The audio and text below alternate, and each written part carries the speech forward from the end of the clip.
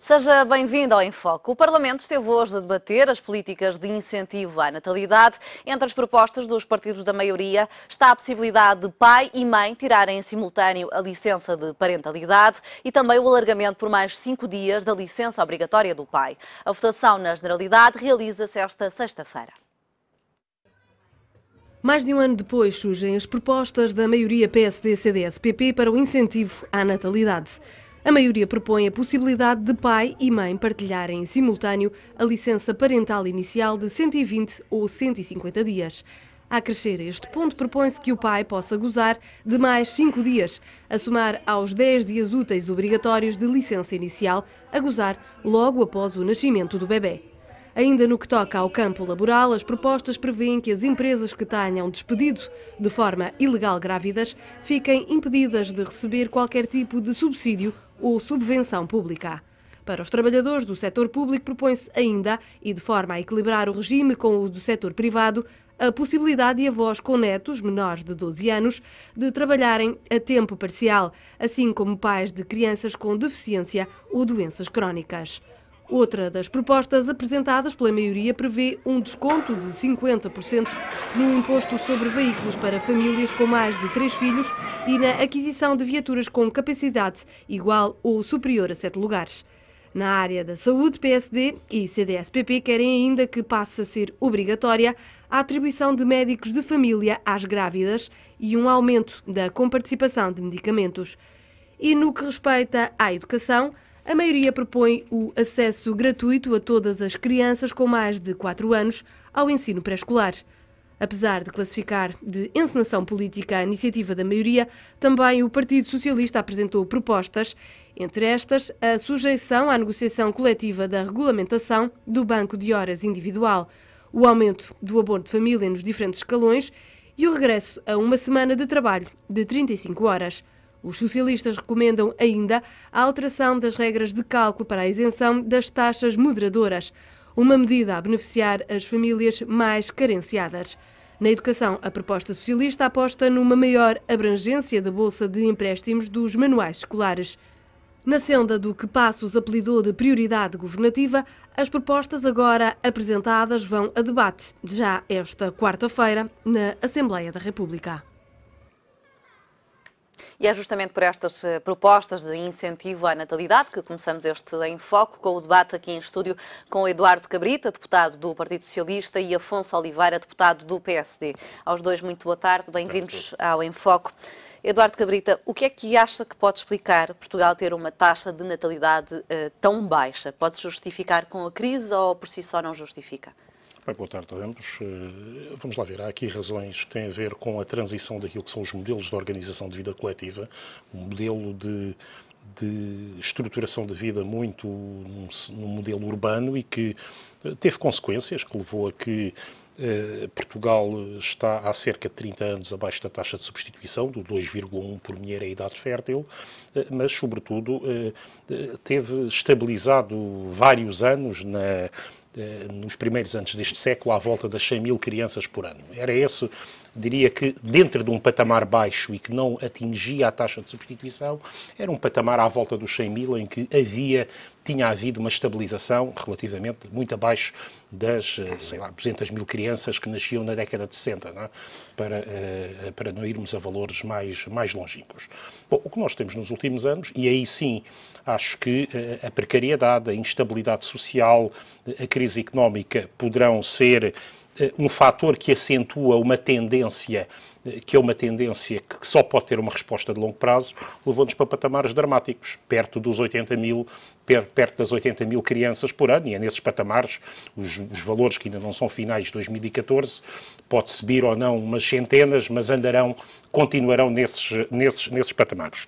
E, portanto, nós aqui temos de ter um modelo de organização de vida, de organização da relação com o trabalho, que permita respostas de médio e longo prazo, porque a decisão de criar uma nova vida, para além enfim, da realização pessoal que podem envolver, é a decisão, provavelmente, quando estamos a falar de maternidade e paternidade responsáveis, é a decisão, se quisermos usar aqui jargão económico, mais estrutural que as pessoas tomam na sua vida.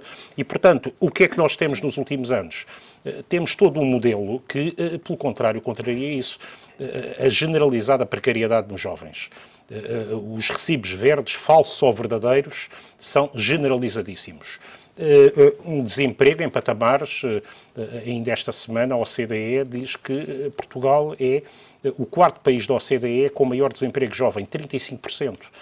Num contexto em que o desemprego jovem está a baixar, na generalidade dos países da OCDE. Há um conjunto de medidas que fragilizaram a confiança no Estado Social, o apelo à imigração. Eu diria, eu não vou cair na demagogia dizer que foi este governo que inventou o problema, isso seria, enfim, seria uma declaração de um primeirismo. O problema não é restrito aos últimos 4 anos. A questão tem uma dimensão estrutural, mas eu diria tudo o que se fez nestes anos agravou profundamente o problema e foi genericamente no sentido errado. Afonso Oliveira, no atual contexto económico, estas medidas são suficientes para incentivar a natalidade ou por si só não são decisivas? Boa tarde a todos e agradeço o facto de estar aqui convosco também a conversar um pouco sobre uma matéria tão importante como esta. Deixe-me só previamente, se me permite, antes de entrar na questão que me colocou, que é importante, tem a ver com a atualidade, falar genericamente, digamos, estou muito de acordo com aquilo que o Eduardo disse, muito de acordo em relação à questão estrutural, não é? Ou seja, esta matéria temos de ter consciência que é um fenómeno que não é português, nós sabemos disso, é muito europeu, é muito do mundo ocidental e, portanto, tem a ver com fatores da alteração do nosso comportamento, da forma como nós vemos a vida, como encaramos a vida, a forma como a mulher também encara a vida, digamos, nos últimos 20, 30, 40, 50 anos, há alterações profundas na forma como nós... É europeu, mas não é extensível a todos os países europeus, porque há muitos países na Europa... Países na Europa e países do Norte, a França, por exemplo, tem níveis de taxas de natalidade mais elevadas que a nossa e, portanto, digamos, tem um padrão parecido com o nosso, digamos assim. Mas a verdade, eu acho que a questão mais importante, e a questão que me colocou é interessante, é percebermos de que forma é que, olhando para um problema que é grave, que é estrutural, que é muito mais, ultrapassa completamente, digamos, este período em que estamos a viver, não é? É evidente que podemos dizer que as questões da instabilidade, ou as questões da austeridade, ou as questões das dificuldades que as pessoas podem passar, poderão dificultar. Mas a questão não é essa. E, digamos, o PSD, quando resolveu, e penso que bem, há um ano atrás, trazer o tema a debate, que é um tema que toda a gente reconhece que ele tem importância, e fazer um relatório sobre esta matéria, que culminou hoje num debate para a Assembleia da República, em que todos os partidos... Hoje, se a sugestão surgiu há um ano? Poderia ter... Enfim, o debate esteve em curso na sociedade portuguesa, o PSD... Há um trabalho desenvolvido a esse nível, e houve também no Parlamento, como sabe, penso que tem essa informação, todos sabemos isso, provocou, digamos, também um debate esta maioria provocou um debate dentro do Parlamento, em que todas as comissões fizeram um trabalho das medidas que seriam possíveis tomar em relação a esta matéria desta importância. Portanto, ou seja, o importante aqui era envolver toda a gente, todos os partidos, e que não houvesse, digamos, uma discussão partidária, uma partidarita excessiva, numa matéria tão importante. Aliás, ficará, na minha ótica, e deixe-me dizer-lhe isto nestes termos, eu acho que ficará muito mal na vida política, nos partidos políticos, se nós trouxermos a questão apenas para a questão conjuntural e não percebemos que está aqui em causa demasiado importante. E hoje o debate, enfim, também traduziu um pouco isso, uma certa vontade de trazer a questão para a austeridade e para as dificuldades e para o governo, enfim. Eu acho que isso era um pouco desnecessário, é quase inevitável às vezes, mas a matéria tem esta importância. Tem tanta importância que há 36, talvez erro. São quase 40 propostas. Quase 40, agora 38 propostas. O que revela realmente a importância e o envolvimento de todos os partidos numa matéria desta dimensão, desta importância. E, portanto, temos aqui um problema gravíssimo para o Portugal. Eu devo dizer-lhe que eu já há muitos anos penso isto, não sou só eu, muita gente pensa assim, que não é, claro, não é a questão mais urgente, nem mais, digamos, de curto prazo mais urgente, mas é claramente a mais importante. E se é mais importante estruturalmente, também terá que ser mais urgente. E, portanto, mas para além do desemprego de que falávamos aqui, quando estamos a falar de pessoas que têm cortes salariais ou cortes em pensões que afetam todo o agregado, se apresentarem medidas como poder trabalhar meia jornada ou um desconto de 50% no imposto sobre veículos, é isto que vai ser decisivo para pessoas que já estão numa situação económica muito complicada? Deixe-me dizer-lhe que eu acho que a questão não é puramente económica, não é? Quer dizer, nós podemos... O assunto é socioeconómica. Há várias questões, aliás, há várias realidades diferentes em vários países, e se analisarmos vários países e o comportamento dos nascimentos, digamos assim, em vários países, perceber-se-á que não é uma questão puramente tem a ver só com a questão económica. Há uma alteração do modelo de vida das pessoas. Enfim, as pessoas, há vários fatores. Aliás, o Diário Económico hoje traz aí vários fatores que levam à decisão para os nascimentos, não é? E, portanto, a decisão muitas vezes tem a ver com o emprego, tem a ver com a instabilidade no emprego. São matérias que não têm só a ver com um período de crise, tem a ver com a realidade que os países vivem hoje e que as economias hoje vivem. E, portanto, há aqui uma alteração de comportamento. E eu acho que, e a questão que me coloca é, não acompanhou essa alteração me parece de que é importante, também não acompanharam. Ao longo dos anos não acompanharam, não perceberam, não foi percebido sempre que isto é uma matéria tão importante como as questões mais importantes que nós temos em cima. Deixa-me dizer que a pergunta que me coloca em relação às medidas a tomar, penso que se forem um conjunto de medidas, que é isso que se pretende com este conjunto de medidas apresentadas, que tenham um impacto, digamos, a resposta que posso dar de uma forma muito simples é ajuda, claramente que ajuda, não tenho dúvida que ajuda. Portanto, se criam condições, nomeadamente ao nível dos nascimentos, ao nível das creches, nas questões mais importantes, no início em que as crianças nascem e que é preciso mais apoio, se o Estado perceber isto e puder apoiar, não tenho dúvida que poderá ajudar. Só pode ajudar. Eduardo Cabrita estava a dizer que nessa parte não concordava que as políticas não tenham acompanhado ao longo dos tempos esta alteração. Não, o que eu acho aqui é que há uma dimensão aqui que implica estabilidade nas políticas, implica confiança num sentido, porque as decisões são a longo tempo e nós temos de aprender com aquilo que... E não podemos ver isto como uma questão de género, isto é uma questão de todos. Sim, e os países nórdicos, onde os padrões de igualdade em termos comparativos são normalmente até apontados como exemplares, foram aqueles que melhor deram a volta estruturadamente a esta questão há alguns anos. Mas a França não é um país nórdico e tem uma taxa de natalidade melhor do que a nossa. De uma forma diferente, e não quero entrar aqui num debate complicado, que é mais sobre a composição desse contributo para a natalidade, até nas várias comunidades, que no caso francês é um caso aí muito específico. Mas sem entrar muito nesse debate. Ora bem, eu aqui diria que o PS está à vontade nesta matéria. O PS está associado à criação do pré-escolar. O pré-escolar era em 1995, era frequentado por menos de 20% das crianças e era maioritariamente privado. Portugal hoje tem uma frequência de pré-escolar nos 5 anos de 95%, portanto está em linha com a média europeia e com um grande nível de oferta pública e social, da rede social. O PS está associado à criação da rede de creches, numa fase mais recente, à lógica da rede de creches e ao programa Pares, em grande cooperação com as instituições de solidariedade social. Bom, e mais, a escola a tempo inteiro, a escola pública, isto é uma lógica de uma escola igualitária a tempo inteiro, que ensine inglês, informática, que tenha atividades que permitam, sobretudo nas áreas urbanas, onde a retaguarda familiar existe menos ou quase não existe. Os avós, os tios, enfim, nas áreas rurais a questão é um pouco diferente. O que nós tivemos nestes últimos anos, infelizmente, não foi isso. E, portanto, essas políticas não basta tomar um dia 2 ou 3 medidas aparentemente simpáticas. É preciso criar confiança e ter uma lógica permanente e de estabilidade. O que é que nós tivemos nestes últimos anos, para além do que já referiu, desemprego, precariedade, crise, enfim, o que é que nós tivemos? Tivemos a demagogia do visto familiar, tivemos depois o apelo à imigração, mas tivemos mesmo uma coisa vergonhosa. A baixa natalidade, como já disse aqui, não é a tendência dos últimos 4 anos. Não, mas aqui é que se acentua. Nunca houve uma queda de 25% num período tão curto. O que há é uma linha até com algumas inflexões. E o que temos aqui, o que tal cair do patamar dos 100 mil para os 80 mil, verifica-se aqui. Temos mesmo uma coisa que é vergonhosa, a forma como foi discutida.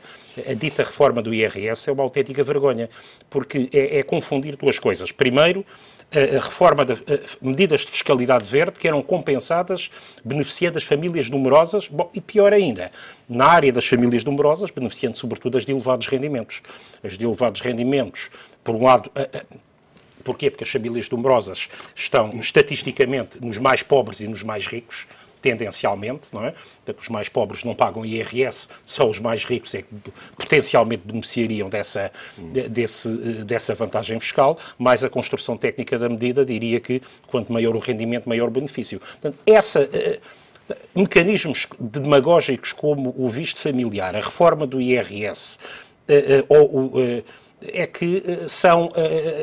põem em causa a credibilidade de uma estratégia que tem de ser uma estratégia sustentada, permanente, que não tenha inflexões e que, sobretudo, olhe para o médio prazo, porque é do médio e longo prazo que estamos a falar. E é aí que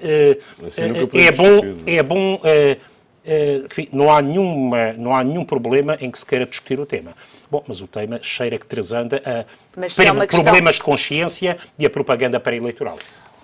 O Eduardo Cabrita, permita-me só dizer-lhe o seguinte, caiu naquilo precisamente que eu achava que não devia acontecer. Estou a comparar as coisas. Eu percebo a posição, mas aliás, hoje mesmo o PS fez o mesmo tipo de debate no Parlamento e, portanto, nós, sei bem, saímos lá agora os dois e, portanto, sabemos qual foi o modelo do debate. Eu acho que isso é precisamente aquilo que não se deve fazer. Quer dizer, tentar justificar, vamos lá ver, o fenómeno é um fenómeno que tem muitos anos, não tem só a ver com as políticas mais recentes, nem tem a ver com as dificuldades que o país atravessou. E, portanto, nós se não olharmos... No fundo, neste tema, como em tantos outros, é preciso um consenso alargado, porque se trata de uma questão estrutural. Eu acho que é preciso claramente um consenso alargado. E é possível fazê-lo, porque trazendo a debate este tema... Ainda vão a tempo nesta legislatura? Temos que ir a tempo. Quer dizer, deixe-me dizer-lhe o seguinte, eu acho que é o primeiro dos momentos em que Portugal... e quem quer que esteja nos governos, na Assembleia da República ou onde quer que seja, é o primeiro dos momentos em que esta matéria foi discutida nos termos em que foi discutida. E, portanto, este tem que ser o primeiro passo, não é claramente o último passo. É possível trazer para as comissões e para debate e chegar a alguns consensos. Não se vai imaginar, nem eu vou imaginar, que com estas medidas...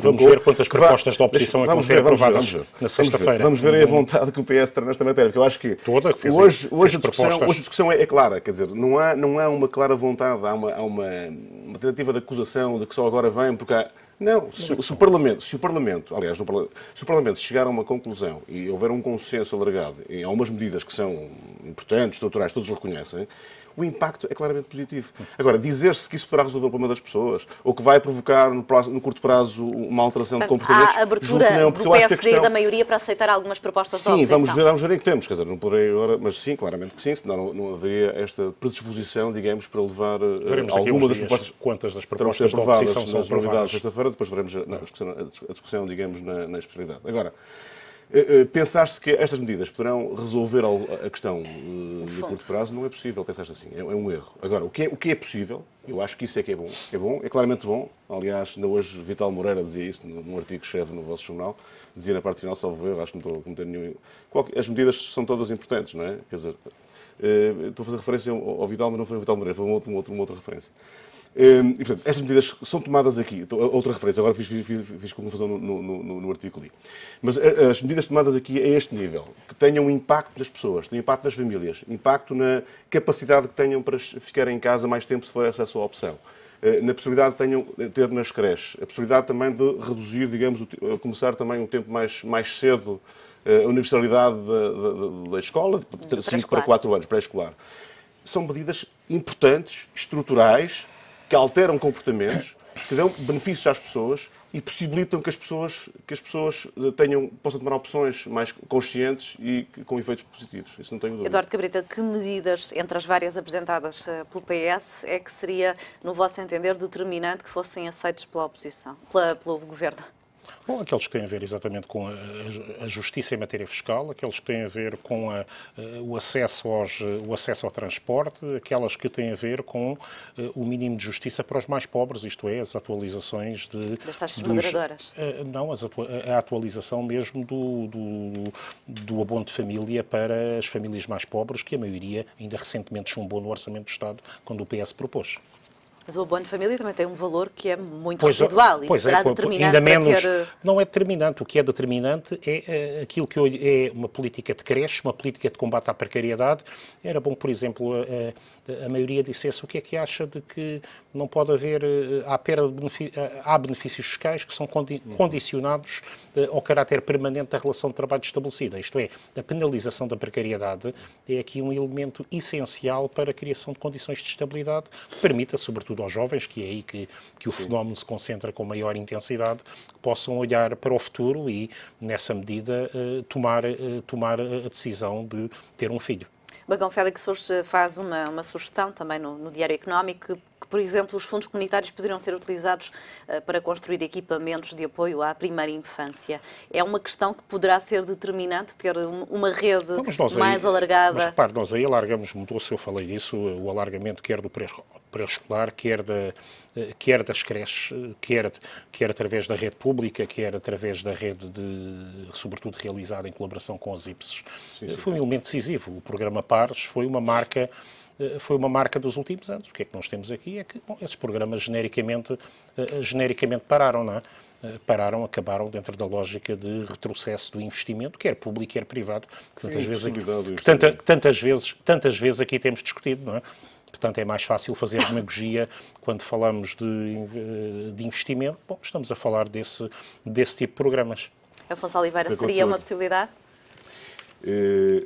Esta utilização dos fundos comunitários seria uma possibilidade viável? Que eu confesso que não conheço bem em que termos é que poderá ser. Mas esse exemplo que aqui foi dado em relação ao programa Pares é um exemplo de fundos comunitários aplicados. Agora, não posso aceitar é que o Eduardo diga que houve aqui uma inversão da política. Claro que tinha que haver uma inversão da política. A política estava errada ao nível do investimento público. Não era possível. Nem sequer era possível. Então, e não vale a pena introduzir esta discussão. Estamos a falar disto, mas quero falar de Pares, quero falar de novas oportunidades. Não posso referir-me, não posso deixar essa coisa genérica contra o investimento. Eu não tenho nada contra o investimento. Nem contra o investimento público, nem contra o investimento privado. O que tem que haver é a racionalidade do investimento. Essa é a minha, ao nível do investimento público. Mas isso é um assunto que me parece que não valia a pena aqui discutirmos agora. O que é possível pensar-se é que as medidas tomadas, e o PSD e o CDS apresentaram aqui algumas medidas, mas esta medida aqui da meia jornada, que é uma possibilidade na administração pública, que é possível que ficar com 50% meio tempo no trabalho e 60% de salário, é uma boa, penso que é uma boa medida que pode ajudar. Salário, um pouco menos que meio salário. 60% de salário. Portanto, eu acho que isto é uma boa medida. Não resolve todos os problemas, evidentemente, mas permite aqui alguma flexibilidade. Portanto, há várias medidas tomadas aqui, tomadas em simultâneo, que poderá ter um efeito claramente positivo. E é isso que me parece que é relevante. Senhores, ainda os últimos minutos para olharmos para o relatório do FMI. Eduardo Cabrita, ontem o relatório mais uma vez veio dizer que não acredita que Portugal cumpra a meta do déficit deste ano.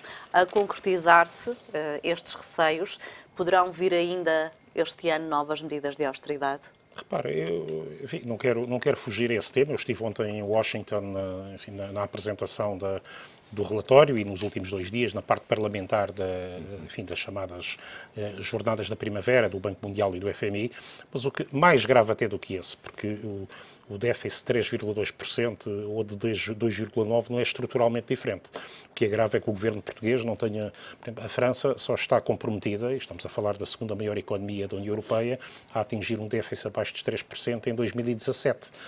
Agora, o que é mais grave do relatório do FMI é dizer que tudo aquilo que eram alterações estruturais da nossa economia não existiram, fracassaram durante estes anos, porque é isso que justifica que se diga que até 2020 o ano de maior crescimento é este.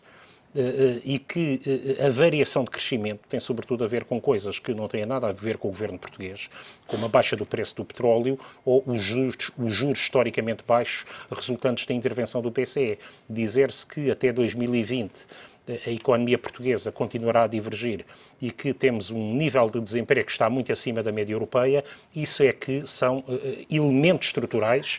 Podemos discutir os 3,2, mas eu acho que estes sim é que são elementos graves que demonstraram que estes 4 anos foram tragicamente anos perdidos, em que Portugal não está melhor preparado para enfrentar os desafios do futuro.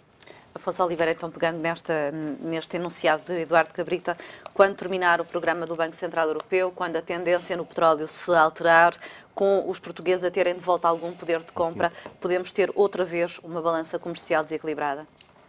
Sim, se houver medidas que contrariem o trabalho desenvolvido ao longo destes anos, sim. O que me parece é que, ao contrário do que disse o Eduardo Cabrita, eu, aliás, não estou nada de acordo com o que ele acabou de dizer, é que as medidas que foram tomadas por este governo tiveram efeitos na economia. Evidentemente, não eram medidas que fossem desejadas, estamos todos de acordo em relação a isso, e, portanto, ninguém queria medidas de austeridade, medidas difíceis. mas eram inevitáveis face àquilo que o país vivia. Agora, o que vale a pena aqui também referenciar nesta previsão do FMI, só fizeram referência ao déficit, mas é importante também referenciar que a previsão de crescimento do FMI foi revista em alta e, portanto, até está acima daquilo que o Governo prevê, que é 1,5% para 2015, e o FMI prevê 1,6%. E, aliás, ainda hoje mesmo a Universidade Católica aponta com uma taxa de crescimento de 2,2%. Portanto, há aqui claramente indicadores, e mesmo em relação à taxa de desemprego, até a taxa de desemprego que o FMI prevê está abaixo daquilo que, digamos, que era previsível há uns anos. Nem sequer vale a pena falar no último ano, mas nos últimos anos nem sequer ninguém imaginava, as melhores previsões não apontavam neste sentido. E, portanto, o que acontece, ao contrário do que foi referenciado, é que o que foi feito por este Governo permitiu chegar a este ponto, a este nível já de crescimento económico. Tem a ver também com as medidas tomadas pelo Governo, não tem só a ver com a política assumida agora pelo Banco Central Europeu. É essa, digamos, a posição que o PS tem definido ao longo deste tempo todo, como se fosse possível qualquer país não tomar as medidas necessárias e esperar que a Europa nos resolva os problemas. Isso não é possível. Portanto, Portugal fez o que tinha que fazer e a verdade é que os indicadores hoje são claramente acima daquilo que eram as melhores expectativas. Muito obrigada aos dois pela vossa participação neste Em Foco. É o ponto final do Em Foco que, como habitualmente, regressa amanhã aqui dentro do Grande Jornal. Até lá.